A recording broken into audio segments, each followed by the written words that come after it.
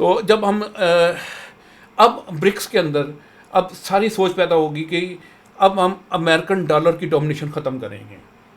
अच्छा, अब अक्सर लोग कह रहे हैं कि ये जो अब अनकरीब होने वाली है कॉन्फ्रेंस, उसके अंदर होगा क्या कि एकदम नई करेंसी लॉन्च कर दी जाएगी और बिल्कुल डॉलर की डोमिनेशन ख़त्म हो जाएगी। फ़िलहाल ऐसा फौरी तौर पे होने की कोई मतलब चांसेस नहीं है, क्योंकि अगर करेंसी बनाते भी हैं उसमें बड़ी इफ़ एंड बट्स हैं। अब ब्रिक्स में चाइना भी है, ब्रिक्स में इंडिया भी है, दोनों राइवल कंट्रीज़ हैं, ठीक है। अब चाइना की कोशिश जो है कि उसके जो युआन है या रनमिंबी कहलाती है करेंसी, वो उसको इंटरनेशनल यानी कि उसको एक मेन ब्रिक्स की करेंसी के तौर पे मुतारफ़ कराया जाए। जबकि इंडिया इसको ख़िलाफ़ है, वो कहते हैं नहीं। एक तो दूसरी बात याद रखिए कि इंडिया जो है वो प्रो अमेरिका चल रहा है, अमेरिका से मुफादात हासिल कर सकता है, उसने अमेरिका की लाइन को टो करना है। जबकि चाइना के साथ उसकी राइवलरी भी है, दुश्मनी भी है, लेकिन इकोनॉमी की वजह से, ट्रेड की वजह से वो आपस में एक कोऑर्डिनेशन के साथ भी चल रहे हैं। राइवलरी भी है और कोऑर्डिनेशन भी है दोनों की। तो अब जो नज़र आ रहा है इमर्जिंग डॉलर सिचुएशन, वो ये है कि ब्रिक्स कंट्री ये कोशिश तो करेंगे कि नई करेंसी मुतारफ़ कराएँ, और उसमें कहीं ना कहीं साल 6 महीने दो कभी नियर फ्यूचर एक उन्होंने कर भी लेना है, जो आसान नज़र आ रहे हैं। क्योंकि यूरोप भी बना था। इसके अलावा जब यहाँ हम करेंसी पे आते हैं तो मसाइल तो हैं इनके लिए कि कौन सी करेंसी को बेस बनाया जाए, लेकिन होपफुली कि एक यूनाइटेड करेंसी बना दी जाए। पहले तो ये बैंक बना रहे हैं, उसके बाद करेंसी की तरफ आएंगे, और जब करेंसी की तरफ आएंगे तो अमेरिकन जो डोमिनेशन है, ना सिर्फ उसकी अमेरिकी इकोनॉमी का डिक्लाइन काफ़ी तेज़ हो जाएगा, और बल्कि उसका जो पॉलिटिकल इमेज जो है, लिवरेज है सबसे बड़ा, और डिफेंस लिवरेज है, ये एक डॉलर, उससे भी वो हाथ धो बैठेगा, जो नज़र आ रहा है। हाँ, ये हो सकता है क्योंकि ब्रिक्स में इंडिया कोई ऐसा किरदार अदा करे जो कि अमेरिका को फ़ायदा पहुंचाए, क्योंकि अमेरिका उसके बहुत हैवी इन्वेस्टमेंट कर रहा है, हाई टेक बना रहा है उसको, इंडिया के साथ बहुत ज़्यादा कोऑर्डिनेशन कर रहा है। तो ये सारी चीज़ें मुस्तकबिल में चलती हुई नज़र आएंगी। लेकिन अगर ये कहें कि ये जो कॉन्फ्रेंस हो रही है उसमें करेंसी एकदम हम हो जाएगी, तो वो पॉसिबल नहीं है। क्योंकि पिछले दिनों हमने जो तेल ऑयल मंगवाया है रशिया से पाकिस्तान ने, वो भी चाइनीज़ करेंसी में मंगवाया है, और इंडिया को भी मंगवाना पड़ गया। वो भी ऑयल ख़रीद रहा है रशिया से, बल्कि ओपन मार्केट से भी ख़रीद रहा है, तो उसको भी चाइनीज़ करेंसी में पेमेंट करनी पड़ गया रूस को, क्योंकि रूस डॉलर एक्सेप्ट करता नहीं है। तो इस वजह से ये जब हम देखते हैं कि जब इंडिया ने युआन में पेमेंट की, तो उनके इंटरनली बहुत ज़्यादा आवाज़ें उठी कि ये क्या बात है, हमारा तो चाइना तो हमारा दुश्मन है, तो इसकी ये करेंसी में हम क्यों करें ट्रेडिंग। तो ये भी इफ़ एंड बट्स इसके अंदर हैं, लेकिन अल्टीमेटली कहीं ना कहीं ये लोग एक ना कंसेंसस में पहुंच जाएंगे, और एक नई करेंसी बहुत ज़्यादा चांस है, बल्कि ये रियलिटी बनती नज़र आ रही है कि नई करेंसी आएगी। अब इसके खतोखाल कैसे होंगे वो हमें वक्त बताएगा। तो ये सारी चीज़ें तो मैंने बयान कर दी। अब हम आते हैं एक और जो इसमें जो मैंने स्किप कर दिया हिस्सा, कि ये बताएं शाहब साहब कि जो अमेरिका की इकॉनमी इतनी बड़ी बनी है, एक तो डॉलर की स्ट्रेंथ है, लेकिन इसका सिस्टम क्या है अमेरिका का। जैसे हम सिक्योरिटी सुनते हैं, बॉन्ड्स सुनते हैं, आम लोगों को नहीं पता चलता क्या चीज़ है। फिर इसके अलावा जो पेट्रो डॉलर हैं वो बड़ा सुना जा रहा है, पेट्रो डॉलर क्या चीज़ें हैं।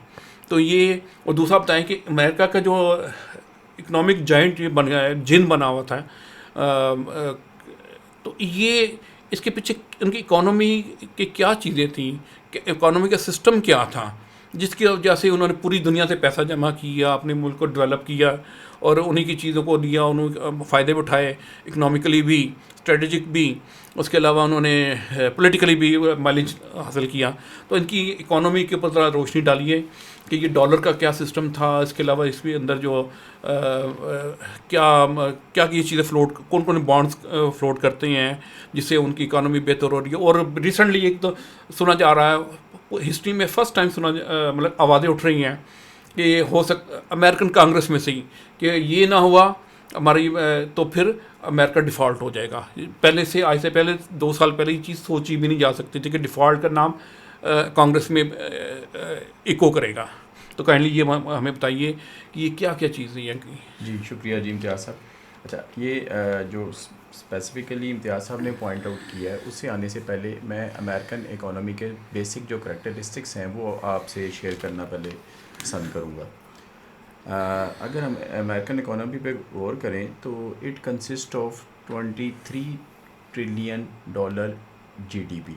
आसान ज़बान में हम कह सकते हैं कि ये एक साल में 23 ट्रिलियन डॉलर पैसे कमा रहे हैं। अच्छा सॉरी, इसमें मैं थोड़ी सी एक इंटरप्शन करता हूँ कि मैंने ये सुना, जो हमें पता चला है कि दुनिया का सबसे जो मकरूज़ मुल्क है वो भी अमेरिका है। हाँ, ये भी बड़ी मतलब एक तरफ हम कह रहे हैं कि यानी ये बिगेस्ट इकोनॉमी दुनिया में रैंक की जाती है, इससे ज़्यादा जीडीपी किसी भी कंट्री की नहीं है। लेकिन साथ साथ जैसे इम्तियाज़ साहब ने बताया कि ये हाईएस्ट इंडेप्टेड कंट्री भी दुनिया में है। बिल्कुल ठीक है, सबसे बड़े मकरूज़। जी, सबसे बड़े मकरूज़ है। अब इसमें जैसे मैंने आपको बताया कि 23 ट्रिलियन डॉलर की इनकी जीडीपी है, लेकिन इसका जो डेट है इंटरनल और एक्सटर्नल, यानी टोटल डेट इसका अगर हम देखें तो वो आलमोस्ट 31 ट्रिलियन डॉलर तक पहुंच चुका है। यानी कि आप आसान ज़बान में हम कह लें कि एक बंदा $24 कमा रहा है, लेकिन वो ख़र्चे कितने कर रहा है, 31 डॉलर के। यानी जो बाकी जो गैप है वो, यानी इसको हम कहते हैं कि जो बाकी 8 ट्रिलियन डॉलर है वो अमेरिका क्या कर रहा है, बोरो कर रहा है। अब जो 8 ट्रिलियन डॉलर का डेट है या जो बोरिंग कर रहा है, वो उसके पीछे 2 ग्रुप हैं। एक वो एक्सटर्नल लोगों से डेट ले रहा है, जिसे हम एक्सटर्नल डेट काउंट करेंगे। दूसरा वो इंटरनल लोगों से डेट ले रहा है, जिसे हम इंटरनल डेट काउंट करेंगे। तो अगर हम इसकी रेशो देखें तो 25% जो डेट है अमेरिकन गवर्नमेंट वो एक्सटर्नल जो है वो ले रही है दूसरे ममालिक से। जी, और जो 75% है वो अपने नेटिव से ही ले रही है। वो किस सूरत में लेती है जी, अब वो किस सूरत में होती है देखें। For the benefit of employees, for the benefit of old age, जो गवर्नमेंट अपने एम्प्लॉय से ना डिडक्शन करती है, वो इसी तरह म्यूचुअल फ़ंड के ज़रिए भी इनके पास, गवर्नमेंट के पास पैसे आ जाते हैं। पेंशन स्कीम फंड्स में इनके पास पैसे आते हैं। तो ये क्या करते हैं, लोगों को वो पैसे देते हैं, अमेरिकन गवर्नमेंट उन्हें, यानी ये जो फंड्स में पैसे इकट्ठे होते हैं वो अमेरिकन गवर्नमेंट को देते हैं। यानी पहले तो ये इन्वेस्टमेंट करते पहले हैं। फेडरल, इनका जो रिजर्व फेडरल बैंक है उसमें आएंगे उनके जी, उसके बाद बारो करती है गवर्नमेंट उनसे, जी, अमेरिकन यूएस गवर्नमेंट। जी उनसे, क्योंकि उन लोगों के पास फ़ंड इकट्ठे हो जाते हैं। अब उन्होंने कहीं इन्वेस्टमेंट करनी होती है, तो जो सबसे बेहतरीन या सॉलिड इन्वेस्टमेंट वो कंसिडर करते हैं कि अमेरिकन गवर्नमेंट को ही लोन वो दे दे। तो वो क्रेडिबिलिटी उसकी ज़्यादा है, उसकी क्रेडिट रेटिंग या क्रेडिबिलिटी, जिस तरह इम्तियाज़ साहब ने बताया, ये ज़्यादा है जी, ठीक है।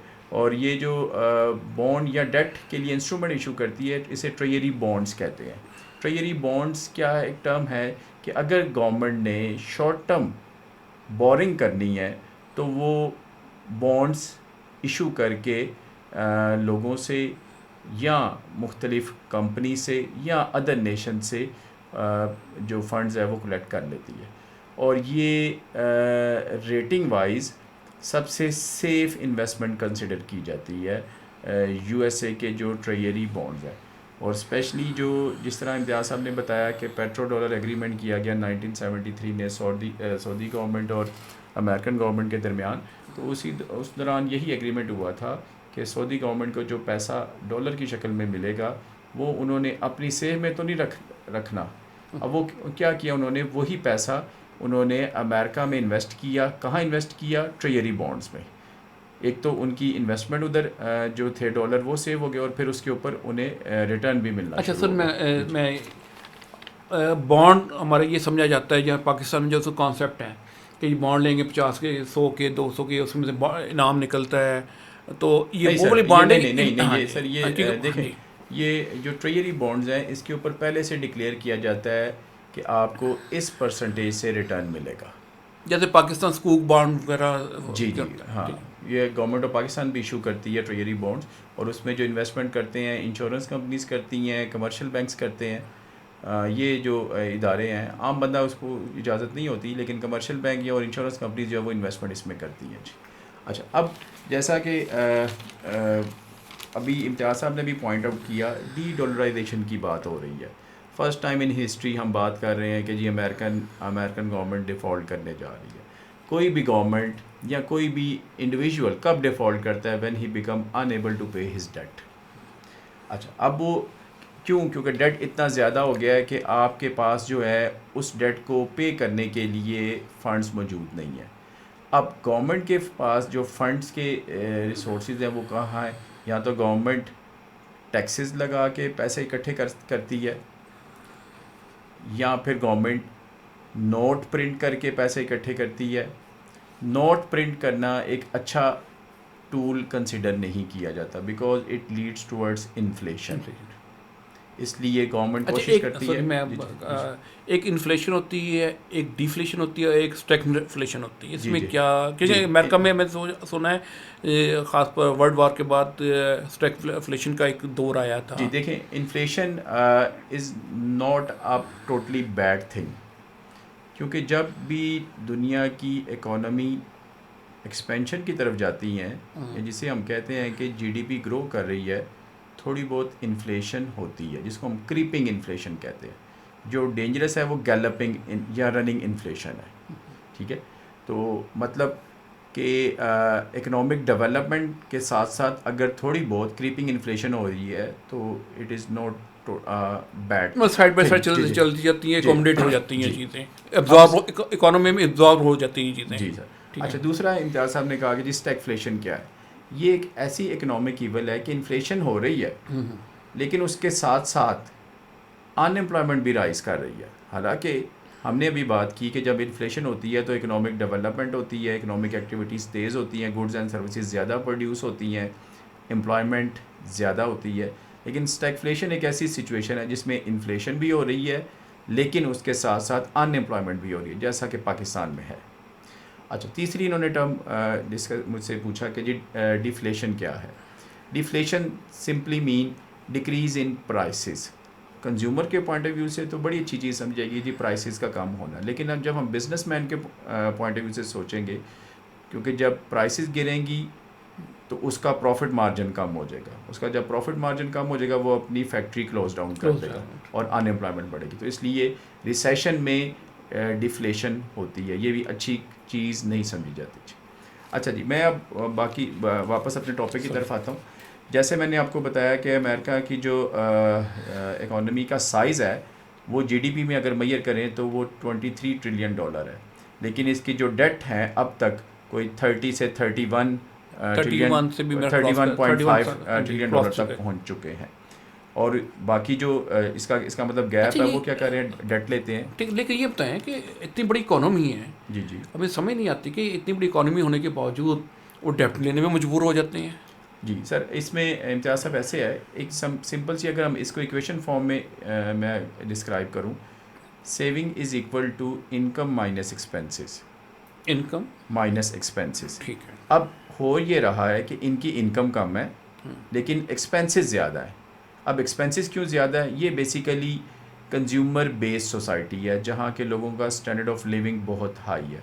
गवर्नमेंट को हर साल हेल्थ की मद में बहुत ज़्यादा पैसे खर्च करने पड़ते हैं, मिलिट्री स्पेंडिंग गवर्नमेंट की बहुत ज़्यादा है। अभी जिस तरह इम्तियाज़ साहब ने यूक्रेन का जिक्र किया तो 46 बिलियन डॉलर अभी तक अमेरिका यूक्रेन पे खर्च कर चुका है। 46 बिलियन डॉलर जो है वो खर्च कर चुका है, और फ्यूचर में भी क्योंकि अमेरिका उधर इन्वॉल्व है, क्योंकि जहाँ भी मिलिट्री ये इन्वॉल्वमेंट अपनी स्टार्ट करेगा तो स्पेंडिंग तो होगी। जैसे यही वजह थी कि जब सोवियत यूनियन जब अफ़गानिस्तान में आया था जी जी तो जंग लंबी होती गई, उसका ख़र्चा ज़्यादा होता गया और एक वक्त ऐसा आ गया कि उसकी इकोनॉमी उसको सपोर्ट नहीं कर सकी और कोलैप्स हो गई। और जब इकोनॉमी कोलैप्स हुई जी जी और पूरा सोवियत यूनियन कोलैप्स हो बिल्कुल गया आर्मी के इकोनॉमी के साथ ही। जी और सर। रिसेंट इसकी जो अभी आपने सोवियत यूनियन का जिक्र किया, अमेरिका के साथ भी तो इम्तियाज़ साहब ऐसे ही हुआ है जो अफगानिस्तान में ये आए थे, क्योंकि जंग इन्हें बहुत महंगी पड़ गई थी। उससे पहले वियतनाम जी, जंग, जी। उसके बाद कोरिया वार में भी उन्होंने अपना पंगा लिया था। जी बिल्कुल ठीक है। यानी जहाँ जहाँ उन्होंने जिस जिस जंग, जब भी अमेरिका ने किसी वॉर में हिस्सा लिया है वहाँ से वो शिकस्त खा के निकले हैं, बंदे मुरवा के निकले हैं और बेतहाशा नुकसान। यानी कि दुनिया में जहाँ भी जंग होगी, चाहे आप जीत जाएं जंग चाहे हार जाएं, उसका नतीजा तबाही की सूरत में ही होता है। बिल्कुल ठीक है। जी। अच्छा जी, अब जो बात कर रहे हैं डिफ़ॉल्ट की, अच्छा इसमें अब डिफ़ॉल्ट से बचने के लिए क्या किया जा रहा है? देखिए जी, अभी करंट जो गवर्नमेंट है वो डेमोक्रेटिक की है, जो बाइडेन प्रेसिडेंट है। अच्छा अब जो बाइडेन पे प्रेशर है, अगर हम 2 माह पहले की बात करें तो क्वाड एक ग्रुप बना हुआ है। अखबारों में ये हेडलाइन आई कि जी जो बाइडेन है वो क्वाड की मीटिंग कैंसिल कर दी उन्होंने, और उन्होंने ये फ़ील किया कि मेरा अमेरिका में रहना ज़रूरी है। किस लिए ज़रूरी है? क्योंकि वो अपने कंट्री को डिफ़ॉल्ट से बचाना चाहते थे, और डिफ़ॉल्ट से बचने के लिए सिर्फ एक ही वे था कि आप डेट और लें। लेकिन अमेरिका में एक सिस्टम चल रहा है कि जब आपने मज़ीद डेट के साइज़ को इंक्रीज़ करना है, जिसके लिए वो टर्म यूज़ करते हैं डेट सीलिंग की, तो डेट आपको कांग्रेस से उसकी परमिशन लेनी पड़ती है, और कांग्रेस में जब तक रिपब्लिकन उनको अलाउ नहीं करेंगे, वोट उस की फेवर में नहीं देंगे, मतलूबा तादाद नहीं पूरी होती जी उनकी। वो पूरा नहीं हो गई। और रिपब्लिकन का मेन जो स्टांस है डेमोक्रेटिक के ख़िलाफ़ के गवर्नमेंट को अपने एक्सपेंसेस कम करने चाहिए। अच्छा, लेकिन एनी हाउ वो भी, लेकिन वो ये भी नहीं चाहते कि अमेरिका डिफ़ॉल्ट कर जाए, तो इसलिए ऑलमोस्ट उनमें नेगोशिएशन हो चुकी हैं, एग्रीमेंट भी हो गया कि डेट सीलिंग को टेम्प्रेरी बेसिस पे, not on permanent basis, just to save America from default, हम इसको बढ़ाएंगे। यानी कि दलदल में घुसे जा रहे जी, हैं। यानी ये अमेरिकन फौरी तौर पे हल तो निकाल लिया, जी जी लेकिन शॉर्ट टर्म ये जो शॉर्ट टर्म हल जब भी निकालते हैं उसका लॉन्ग टर्म इम्पैक्ट जो है बड़ा नेगेटिव आएगा। वो लोगों पे बिल्कुल बिल्कुल ठीक। अगर मज़ीद कर्जा लेंगे तो मज़ीद फंसेंगे, जैसे पाकिस्तान की मिसाल है, हम बिल्कुल कर्जा ऐसे लेते ही। जाते हैं, फंसते जाते हैं। जी जी। अच्छा, इसमें मैं अगर डेट अच्छा की- सॉरी, इसमें यह बताएं कि मैं थोड़ा जी। इंटरप्ट कर रहा हूँ आपको, ये अमेरिका की क्या करेंसी नंबर 1 है इस वक्त दुनिया में, या इससे ऊपर भी कुछ करेंसीज हैं? नहीं सर, अगर अमेरिका का करेंसी रेटिंग में जैसे इम्तियाज़ साहब ने पॉइंट आउट किया, तो ये 10th नंबर पे आ रही है। अच्छा, ये 10 नंबर 10th पे नंबर पे। पहले हम तो समझते हैं नॉर्मल लोग से पहले नंबर में समझते हैं। पहले नंबर, अगर पहले पहले नंबर नंबर पे पे कौन कौन सी सी है? कुवैती दिनार है स्टिल, मतलब ये पहले से भी है, और कुवैती दिनार जो है वो रैंकिंग करेंसी वाइज वो नंबर 1 पे आ रहा ठीक है। है। अमेरिका जो होल्ड पोजीशन एट नंबर 10। अच्छा, अब ये जो डेट अभी क्यों, मैंने आपको बताया $31.5 ट्रिलियन हो चुका है। अब मज़ीद बात की जा रही है कि डेट सीलिंग के ज़रिए इस डेट साइज़ को बढ़ाया जाए। अगर हम इस डेट की, अगर हम हिस्टोरिकल ज़रा व्यू इसका देखें, तो पहले जो है अमेरिका का जो डेट है वो था 2010 में $10 ट्रिलियन था। 2010 10 में तकरीबन 23 साल पहले, 13 साल पहले सर। 13 साल सॉरी सर, जी। 13 ईयर। अब आफ्टर 13 ईयर्स यही $10 ट्रिलियन अब $31.5 ट्रिलियन 13 साल में 3 गुना से बहुत ज़्यादा बढ़ गया, 130% इंक्रीज हो गया इसमें। मतलब 3 टाइम्स से ज़्यादा हो गया ना। पहले था 10 ट्रिलियन 10, अब 30 पॉइंट समथिंग, 31.5 हो 3 गया। टाइम्स ज़्यादा हो गया। ठीक है जी जी, 3 टाइम्स ज़्यादा हो गया, ठीक होगी बात। और इसमें इसकी जो वजह क्या है, वही जैसे मैंने आपको पहले बताया कि जो यूएसए की इकोनॉमी है वो कंजम्पशन बेस्ड सोसाइटी पे मुश्तमिल है। हेल्थ पे गवर्नमेंट को बहुत ज़्यादा पैसे खर्च करने पड़ते हैं, लोगों का स्टैंडर्ड ऑफ लिविंग बहुत ज़्यादा है, मिलिट्री स्पेंडिंग बहुत ज़्यादा है, पेंशन की मद में बहुत ज़्यादा पैसे खर्च करने पड़ते हैं, और जहाँ जहाँ ये मिलिट्री एक्शन दुनिया के डिफरेंट रीजन में कर रही है वहाँ स्पेंडिंग बहुत मतलब एक खुफिया ऑपरेशन भी शामिल हैं इसमें, कवर्ट भी और ओवर्ट भी जी दोनों। जी बिल्कुल ठीक है, ऐसा ही है। तो अब जो हम बात देख रहे हैं कि लोगों का, क्योंकि अगर जब किसी भी करेंसी के बारे में या किसी भी सिक्योरिटी इंस्ट्रूमेंट के बारे में जब एक र्यूमर या न्यूज़ सर्कुलेट करना शुरू कर दे कि जनाब ये डिफ़ॉल्ट करने लगी है, तो लोगों का कॉन्फिडेंस उस सिक्योरिटी पे या उस करेंसी पे शेक हो जाता है। तो इसलिए जो जिन जिन लोगों ने डॉलर में अपनी इन्वेस्टमेंट रखी हुई थी वो इस चीज़ की तरफ सोचना शुरू कर दिया है कि वो अल्टरनेटिव किसी सोर्स की तरफ जाएं। अच्छा सॉरी, इसमें मैं क्योंकि मैं ब्रिक्स के को फिर तनाज़र में लाना चाहता हूँ, क्योंकि ब्रिक्स में सऊदीया, कुवैत, ये मिडल ईस्ट कंट्रीज़ भी शामिल होना चाहते हैं। जी जी। तो अगर वो ब्रिक्स में शामिल सऊदीया हो जाता है तो फिर वो जो पेट्रो डॉलर्स हैं उसके, ये उनका क्या बनेगा? बड़ी अच्छी बात आपने की। ऑब्वियसली अमेरिकन वो तो अमेरिका इकोनॉमी और के लिए प्रेस बहुत बड़ा धचका है जी, क्योंकि जो 80% ट्रेड है, वर्ल्ड ट्रेड, वो इम्तियाज़ साहब डॉलर में हो रही है। तो अगर डॉलर को युआन ने या किसी और करेंसी ने रिप्लेस किया तो फॉर शॉर्टर टाइम पीरियड मुझे ये नज़र आ रहा है कि पूरी दुनिया की जो वर्ल्ड इकोनॉमी है वो कोलैप्स कर सकती है। ठीक है। अच्छा, इसमें एक ना एक क्योंकि थोड़ा सा स्टेटमेंट सॉरी मैं इंटरप्ट करता हूँ अपनी व्यूअर्स को एक और चीज़ बता दूँ कि जब जो बाइडन की इलेक्शन कैंपेन थी ना, पहले तो अमेरिका के इसके बड़े अच्छे रिलेशन चल रहे थे, सऊदीया से, मिडल ईस्ट से बड़े अच्छे रिलेशन थे, क्योंकि अमेरिका के लिए बहुत ज़्यादा प्रॉफिटेबल ये जगह थी।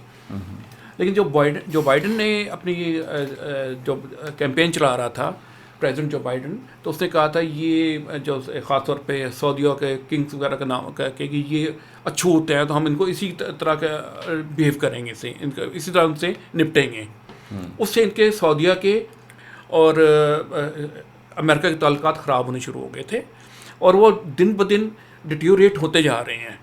और ख़ास तौर पे क्योंकि अब उनकी जो क़यादत आई हुई है सऊदी, वो अपने आप में बड़े वो टची हैं, अपने लीड्स है भी अमेरिकन डेमोक्रेटिक। हाँ जी। अब वो चीज़ें समझना शुरू हो गए हैं कि वर्ल्ड में हमें अमेरिका ने हमारे साथ किया क्या था, हमें अमेरिका के लिए हम कितने ज़रूरी है और हमारे लिए अमेरिका कितना ज़रूरी है, और दूसरी दुनिया अब उन्होंने अमेरिका से हट के दूसरी मुल्कों की तरफ से देखना शुरू कर दिया है। सबसे बड़ी मिसाल चाइना ने जो सऊदीया का और ईरान की दोस्ती कराई है। ये बहुत बड़ी बात है इस दुनिया में आजकल, कि जो कि हम बाहर नज़र इम्पॉसिबल चीज़ नज़र आ रही थी वो पॉसिबल हो गई। और वो भी किस लिए? क्योंकि अमेरिका की पॉलिसी की वजह से।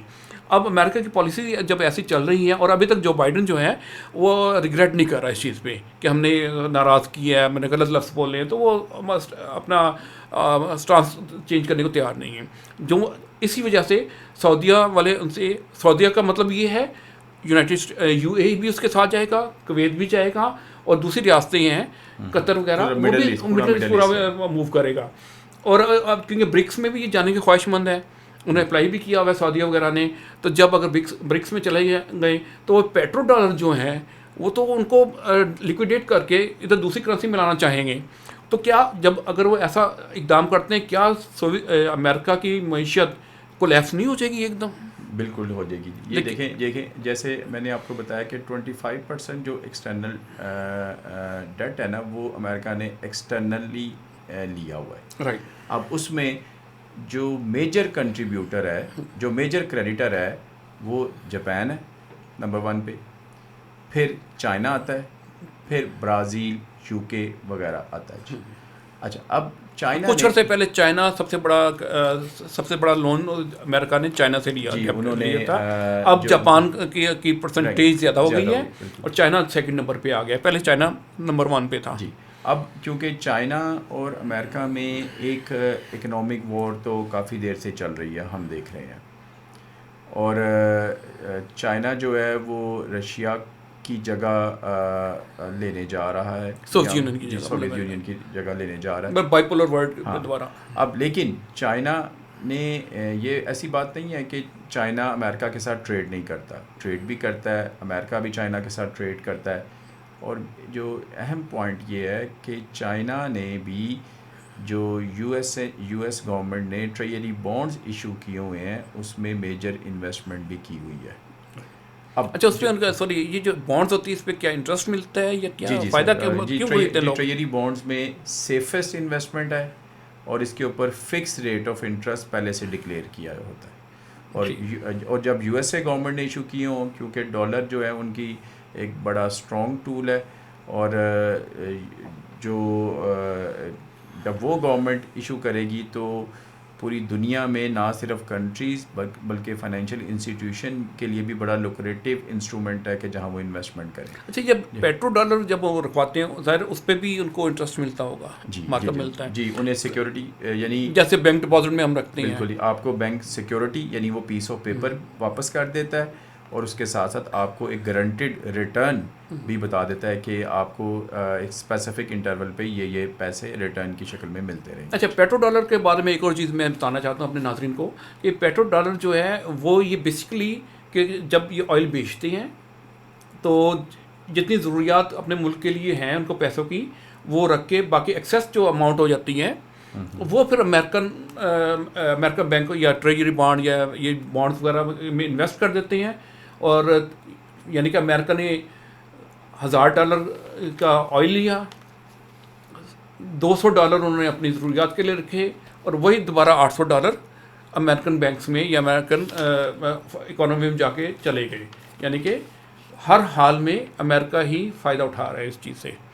ऐसे ही है जी जी, ऐसे ही है सर। और जैसे जो कि डी डॉलराइजेशन की मैं बात दोबारा आपसे करूँगा डिस्कस कि जो स्टोरी यानी ये तो कुदरत का असूल है जी, जिसको अरूज है उसको जवाल है, rise and fall of Nations. अब अमेरिका के बारे में लोग कहते थे कि जी ये सुपर पावर है, कब डिक्लाइन इसका होगा। मतलब मैं जब छोटा था मैं भी यही सोचता था कि सुपर पावर है, कब इसका डिक्लाइन होगा जी। तो लग रहा है कि अब वो शायद टाइम आ गया, डिक्लाइन शुरू हो चुका है। अब ये एक्सेलरेट किस स्पीड से होता है ये आगे आने वाले वाक़यात से ही पता चलेगा। हाँ जी, क्योंकि जिस तरह डॉलर को हम premium currency, reserve currency, strongest currency, vehicle currency का नाम देते थे, अब उसके डिक्लाइन की बात शुरू हो गई। अच्छा, इसमें थोड़ा सा एक जो रेजिस्टेंस चीज़ें हैं रेजिस्ट करेगी डॉलर की डाउनफॉल में, क्योंकि एक तरफ चाइना ये ब्रिक्स वगैरह हैं, दूसरी तरफ अमेरिका भी अकेला तो नहीं है ना, उसके साथ पूरा यूरोप में खड़ा हुआ है। बिल्कुल ठीक है। जर्मनी हो गया, जापान जो इतनी बड़ी इकोनॉमी है वो उसके साथ खड़ा हुआ है। बिल्कुल ठीक है। और पूरा यूरोप उसके साथ खड़ा हुआ है। तो ये पूरा एक ब्लॉक है, नाटो की उनका डिफेंस पैक्ट है, और बाकी वो मतलब मिल के आपस में कोऑर्डिनेट करके चलते हैं। लेकिन हम देखते हैं कि इसके साथ साथ उसकी अपनी करेंसी भी है, यूरोपियन यूनियन की यूरो है। तो वो भी जब यूरो आई तो यूरो के आने के बाद भी उसने कोई अमेरिकन डॉलर पर डेंट नहीं डाला कोई किसी किस्म का, ठीक है। उसने अपनी हैसियत मनवाई यूरो ने, और इसने डॉलर ने अपनी स्ट्रेंथ बरकरार रखी थी उस वक्त भी। लेकिन अब क्या सिचुएशन कैसे चेंज हो जाएगी कि पहले तो उसको डेंट नहीं पड़ा उसको अमेरिकन डॉलर को, लेकिन अब क्यों बड़ा पड़ेगा डेंट जो हम देख रहे हैं? क्या वजह है कि हम एकदम सारी दुनिया कह रही है कि जो नई करेंसी बन गई तो डॉलर का कोलैप्स हो जाएगा? देखिए इम्तियाज़ साहब, पहले कभी इससे पहले क्या अमेरिकन डिफ़ॉल्ट की कभी किसी ने बात की? कभी सोचते भी नहीं थे लोग, सोचा भी नहीं जा सकता था। इसकी जो मेन रीज़न आ गई कि ये एक जब न्यूज़ में ये हेडलाइन चलना शुरू हो गई कि डिफ़ॉल्ट अमेरिका डिफ़ॉल्ट की तरफ चला गया, और जो इन्वेस्टर है ना वो बड़े टची होते हैं news, they are very sensitive to such news कि क्योंकि उनके पैसे लगे होते हैं। जब इस तरह की न्यूज़ सर्कुलेट होना शुरू हो जाए तो फ़ौरन इन्वेस्टर जो है अपनी इन्वेस्टमेंट उस इंस्ट्रूमेंट से विड्रॉ कर लेता है। अच्छा, एक और दूसरी जो इसमें मैंने समझा जो चीज़ कि पहले था यूनिपोलर वर्ल्ड, लोगों के पास और कोई चांस ही नहीं था। उधर अल्टीमेटली जाके या यूरोपियन इकोनॉमी में इन्वेस्ट करना होता था, जैसे सऊदीया ये शहजादे वगैरह करते थे, या अमेरिकन इकोनॉमी में अपने पैसे डालने होते थे, अपना फॉरेन एक्सचेंज वगैरह। तो पहले उनके पास यही ऑप्शन थे। अब ये कि जो मज़ीद ऑप्शन आते जा रहे हैं, चाइना सामने आ गया, रूस रशिया डेवलपमेंट की तरफ आ गया, फिर ब्रिक्स बन गई, इंडिया में अब देखें अमेरिका भी इन्वेस्टमेंट करना शुरू हो गया है, और हो सकता है इसके बाद दूसरे मालिक भी इसके अंदर इन्वेस्टमेंट करना शुरू हो जाएं, जो हम देख रहे हैं उसकी, क्योंकि तरक्की जिस तरह चल रही है। तो पहले ये मसला था कि उसके पास लोगों के पास ऑप्शन नहीं था स्वाय डॉलर के, स्वाय अमेरिका के, स्वाय यूरोपियन वेस्ट के कंट्रीज़ के, और उसके सिस्टम में उसको जाना पड़ता था, IMF, वर्ल्ड बैंक। लेकिन अब उनको एक नया एक सिस्टम बनने जा रहा है, जिसमें जब ब्रिक्स का बैंक बनेगा, बाकी चीज़ें भी होंगी, करेंसी भी स्वैप होगी, आपस में करेंसी भी कर लेंगे, तो फिर वो लोगों के पास अब दूसरा भी रास्ता, सेकंड ऑप्शन भी होगा। अब हो सकता है ये जो सेकंड ऑप्शन है कल को वो फर्स्ट ऑप्शन बन जाए, और अमेरिकन इकॉनमी है और यूरोपियन इकॉनमी है वो सेकंड ऑप्शन बन जाए। बहरहाल ये अब वक्त ही बताएगा। बिल्कुल ठीक है। अच्छा, अब तो इसका मतलब है इम्तियाज़ साहब कि जो 20th सेंचुरी में पाउंड के साथ हुआ था, अब डॉलर के साथ कर रहे हैं डॉलर के साथ। यानी कि वो एक दुनिया का सबसे बड़ी करेंसी थी और फिर वो मकरूज़ होना शुरू हो गया। बिल्कुल ठीक है। अब इसके मतलब इसी हवाले से मैं एक स्टैटिस्टिक्स आप नाजरीन से शेयर कर देता हूँ कि अगर हम ईयर 2000 की बात करें तो पूरी दुनिया में जो डॉलर का वर्ल्ड ट्रेड में शेयर था 71%। 71%। अब वो डिक्रीज़ होके 59% रह गया इम्तियाज़ साहब। कितने सालों में? अब 23 ईयर्स में। 23। अच्छा, दूसरा एक और स्टैटिस्टिक्स हैं कि ये 1970s की बात कर रहा हूँ कि 1 pound sterling was equal to $2.5, यानी 1 पाउंड के जो बदले आपको $2.5 मिल जाते थे। अब जो सिचुएशन ये है कि 1 पाउंड के बदले आपको $1.5 मिलता है, यानी कि डॉलर की मजबूत हो गया ना। जी हाँ, मतलब डॉलर मजबूत हो गया। बिल्कुल ठीक है।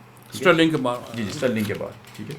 तो हम कह सकते हैं कि जो अमेरिका है, just because of their own policies, aggressive policies, के अपनी बात सिर्फ मनवाना, कि जो कंट्री भी उसकी बात नहीं मानता उसके ऊपर सेंशन या कोई और रेजिम चेंज या वॉर के ज़रिए जो है वो उस कंट्री के रिसोर्सेज को कैप्चर कर लेता है और फिर अपने सेल्फ इंटरेस्ट के लिए वो उसको इस्तेमाल करता है। अच्छा, इसमें एक और सवाल होता है, क्योंकि जब हम जापान की तरक्की देखी थी तो क्या रीज़न थे कि युआन उनका जो था, उनकी करेंसी बहुत डिवैल्यू थी, मतलब बहुत करेंसी। ये क्या फिनोमेना है कि जिन्होंने तरक्की करनी होती है वो अपनी करेंसी बिल्कुल वीक रखते हैं। अब अमेरिका चाइना पे भी इल्ज़ाम लगा रहा है कि इससे युआन अपना जो है वो बहुत वीक रखा हुआ है, आर्टिफिशियली इसको ना अंडर वैल्यू रखा हुआ है। जी। तो ये क्या रीज़न है कि हम अपनी करेंसी के बारे में देख रहे हैं कि जो करेंसी डिवैल्यू हो रही है हमारे लिए मुसीबतों के पहाड़ शुरू हो गए हैं। जी। अच्छा, लेकिन जब जो इकोनॉमीज़ हैं, चाइनीज़ इकोनॉमी है और साथ जापानीज़ इकोनॉमी है, उनकी और कोरियन इकोनॉमीज़ हैं, हमने उनकी मिसाल देखी है कि वो मॉडल है उसमें करेंसी हुई है तो मुल्क ने तरक्की की है। ये उल्टा साहब है। ये समझाए मैं ना। बड़ी अहम बात इम्तियाज़ साहब ने कह दी। देखें, जब मेरे कंट्री की करेंसी वीक होगी तो मेरी कंट्री की जो गुड्स हैं वो फॉरेनर के लिए सस्ती हो जाएंगी, ठीक है, जिससे वो मेरे कंट्री की चीज़ें ज़्यादा ख़रीदेंगे, यानी कि मेरी एक्सपोर्ट्स जो हैं वो क्या हो जाएंगी, बढ़ जाएंगी। अब दुनिया के जो जिन कंट्रीज़ का इम्तियाज़ साहब ने नाम लिया, जापान, सोवियत यूनियन या और जो भी कंट्रीज़ हैं जिनकी करेंसी वीक थी, जापानी येन, हाँ, लेकिन वो फिर भी इकनॉमिक पावर दुनिया की बन गए, उसके पीछे यही कहानी। लेकिन उसके साथ साथ करेंसी वीक होने के साथ साथ आपको अपनी एक्सपोर्ट बेस भी बनानी पड़ेगी। पाकिस्तान, हाँ जी, पाकिस्तान प्रोडक्शन यानी अपनी प्रोडक्टिविटी या प्रोडक्शन कैपेबिलिटी भी इन्हांस करनी, यानी कि अगर आपने डिवैल्यू करनी है तो आपके पास इतना चीज़ें होनी चाहिए कि आपकी दुकान में इतनी चीज़ें होनी चाहिए, लोग अट्रैक्ट होंगे, मैं यहाँ सस्ती चीज़ मिलती है।